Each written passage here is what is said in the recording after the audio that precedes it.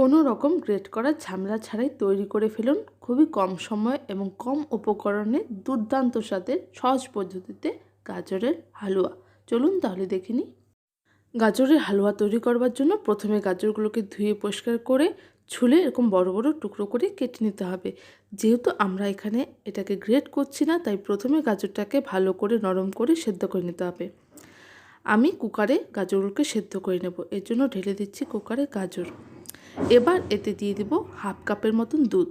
খুব বেশি দুধের প্রয়োজন হয় না, কারণ গাজর থেকেও অল্প জল বের হবে। হাফ কাপের মতন দুধ দিয়ে 4 থেকে 5টা সিটি দিয়ে গাজরগুলোকে সেদ্ধ করে নেব। এই দেখুন, এখানে গাজরগুলো একদমই নরম করে আমি সেদ্ধ করে নিয়েছি, যতটা নরম করা যায়।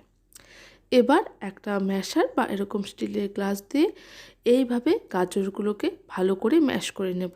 হালকা দানা দানা থাকলে অসুবিধা নেই, ভালো করে সমস্ত গাজরটাকে ম্যাশ করে নেব।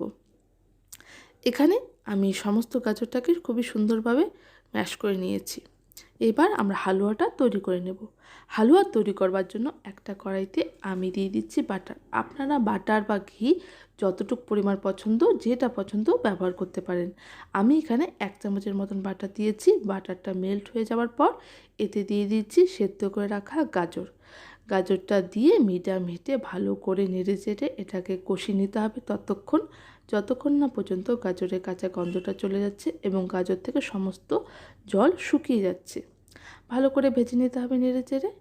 এবার গাজরটা ভালো করে ভাজা হয়ে গেছে, জলটা অনেকটা শুকিয়ে গেছে।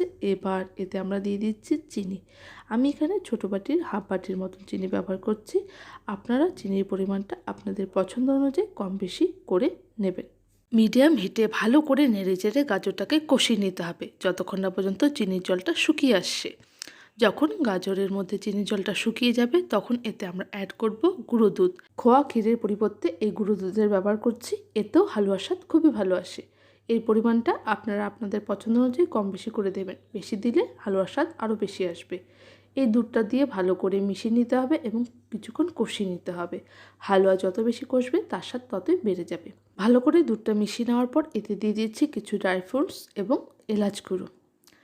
সমস্ত কিছু দিয়ে একদমই মিডিয়াম হিটে এটাকে আরও 5 থেকে 10 মিনিটের মতন কষিয়ে নেব। যখন হালুয়ার রঙটা একটু কালচে অরেঞ্জ কালার হয়ে যাবে, হালকা একটু পরিবর্তন হবে, তখন বুঝে নিতে হবে হালুয়া আমাদের একদম রেডি। এখানে হালুয়া আমাদের একদম তৈরি। এবার এটাকে নামিয়ে নেব। তৈরি আমাদের দারুণ স্বাদে গাজরের হালুয়া। দেখে বোঝাই যাচ্ছে না যে এটা গ্রেট করা হয়নি।